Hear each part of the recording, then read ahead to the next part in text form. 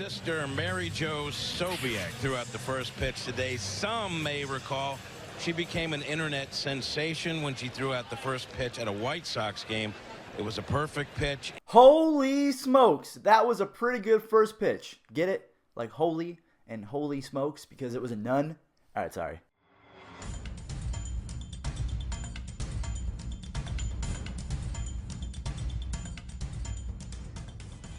What's going on, guys? It's Fuzzy. Welcome back to yet another Major League Baseball recap. This is going to be a very interesting recap because I'm going to be honest with you guys, not too much happened yesterday aside from the Red Sox finally winning a game. We have a 505-foot home run. Ronald Acuna Jr. is doing his thing as well. We also have some Vladimir Guerrero Jr. highlights, so make sure you guys don't go anywhere. It's going to be a lot of fun. Thank you all so much for the support on the recent recaps. We've been hitting like 10 to 15K with over 500 likes on every single one, so we can do that today. Let's go for 500 likes within the first hour. Can we do it? It's up to you guys. Alright, so before we start talking about the Red Sox coming back to beat the Toronto Blue Jays, I have to throw up this picture right here. This is one of the most incredible pictures I've ever seen in my entire life. Look how many awards Mookie Betts has in front of him right now. He has an American League MVP award. He has the Defensive Player of the Year. He has a Gold Glove. He has a Silver Slugger. He has his trophy wife in front of him. He has his brand new baby boy. And also on top of that, he won a World Series and bowled a perfect 300.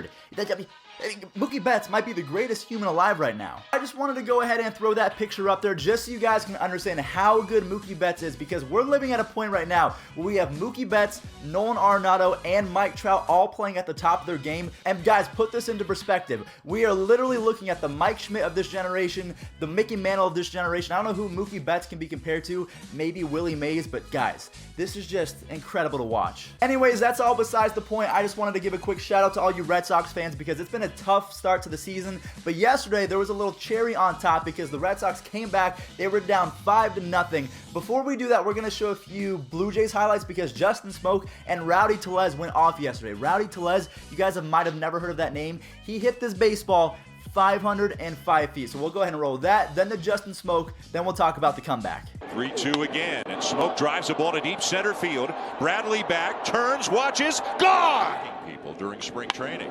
Rowdy Telez skies the ball, deep right field. Does it have enough? We talked about being able to throw 100 miles an hour, but if you can't locate it, it doesn't do you any good.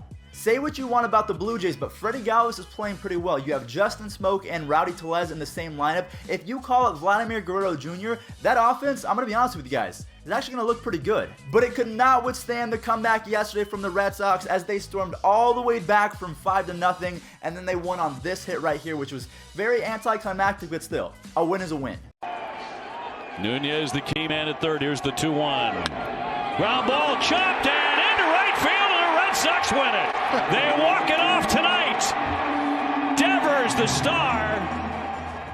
We just talked about the Blue Jays and the fact that they have a pretty powerful lineup with Rowdy Telez. I mean, that dude hit a 505-foot home run. But there's one team that I would just never want to face because there's one man on that team that can hit 4 home runs anytime that he's in the batter's box. We're talking about Khris Davis. Now, I said Khris Davis in yesterday's video, and then someone yelled at me in the comment section saying, did you just say Khris Davis is really good this year? I'm talking about Khris Davis, Chris Crush Davis of the Oakland A's, not Khris Davis, who's 0 for 51 for the Baltimore Orioles, okay? You got to make sure that you don't get it twisted. So maybe I should just start saying Crush Davis so you guys instantly know who I'm talking about, or maybe I'll say Khris Davis with a K. Either way, this dude is already up to 9 home runs on the season. We're all raving over Cody Bellinger just a week ago because he has 7. Now Khris Davis now has 2 more than that. He's literally on pace to hit 60 home runs. I'm not sure if he's going to be able to do it, but we have not seen 60 home runs since I think the last time was Barry Bonds when he had 73. I think that was the final time, and then Giancarlo Stanton came pretty close. But guys,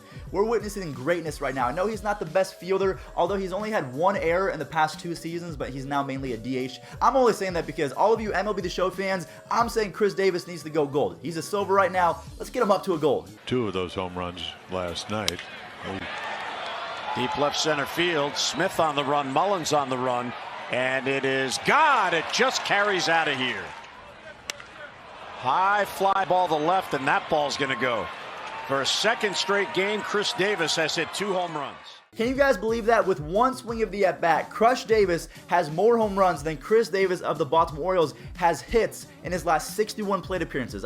I don't mean to throw salt on the wound for Khris Davis because I like the guy, he's a nice person, but I just ESPN now has a Khris Davis tracker. I think that's way too much. Again, you're just making fun of him, and I'm not cool with that. But I mean, over 61 or whatever he is. Ronald Acuna Jr. might be the next Mike Trout, minus the fielding capabilities, because yes, Ronald Acuna Jr. does make pretty spectacular plays, but he's actually not that great in terms of making consistent plays. He kind of has a few errors, but that's all besides the point. We know that Ronald Acuna Jr. is a special talent, and especially in the batter's box, this dude hit a 462-foot home run. This guy is going to be mashing for quite some time. I hope that he picks it up with both his arm and his glove, because his arm needs a little bit of work as well. But if you can do just those two things, work on the glove and the arm, we are looking at the next Mike Trout. Roll it. There's a drive, deep left field. You talk about belted, way out into the concourse. Tried to go in there, throw it down the middle, and that went a long way. I don't. So we all know that Ronald Acuna Jr. is on the Atlanta Braves. There's another guy on that team, Ozzie Albies. We're going to go ahead and show a clip of him making a pretty cool web gem, and also we'll follow it up with a couple web gems after that. But Ozzie Albies, Ronald Acuna Jr.'s teammate, he plays second base.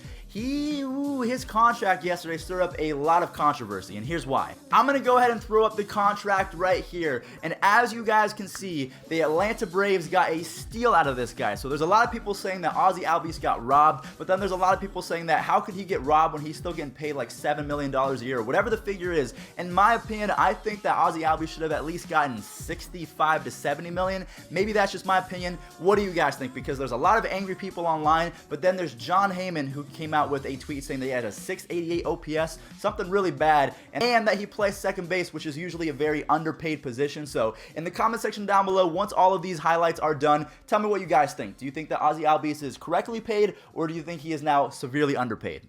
I don't know. And that one's lined and caught. What a leaping grab.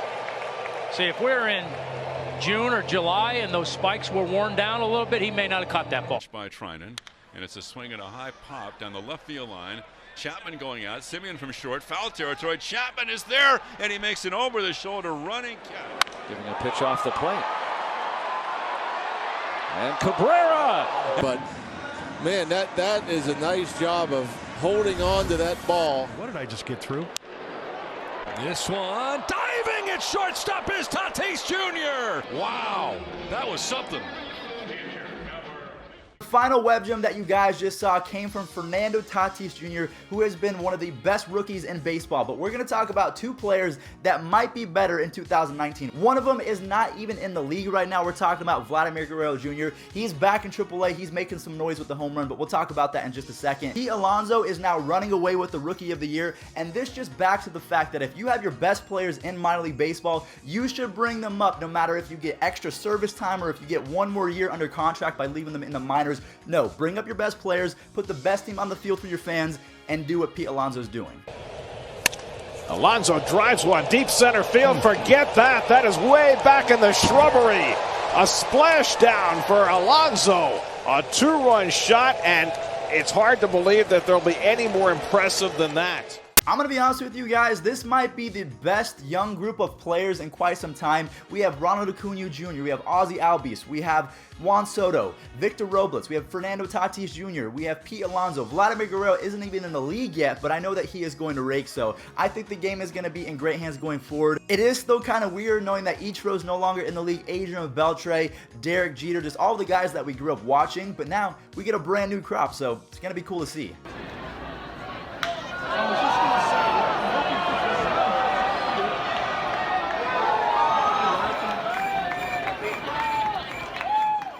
Alright guys, well that pretty much wraps it up for today's MLB recap. Again, yesterday was kind of a slow news day, so what we're going to do is we're going to go ahead and roll into the home runs from yesterday, and the biggest one, in my opinion, is coming from the bat of Walker Buehler. We all know Walker Buehler can throw 98 miles an hour in the 8th inning. He is a stud on the mound, but in the batter's box, he can hold his own as well. So again, thank you all so much for your support. We're getting so close to 90K subs. I appreciate all that you guys do for me. I'll catch you guys in the next one. Enjoy the ding-dongs, because you know what? Chicks dig the long ball.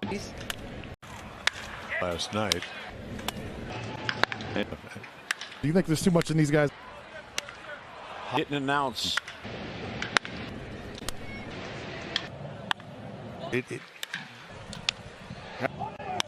Well, that just Swing. 3-2 again during spring training. I think both games here in this. There. What a for everyone.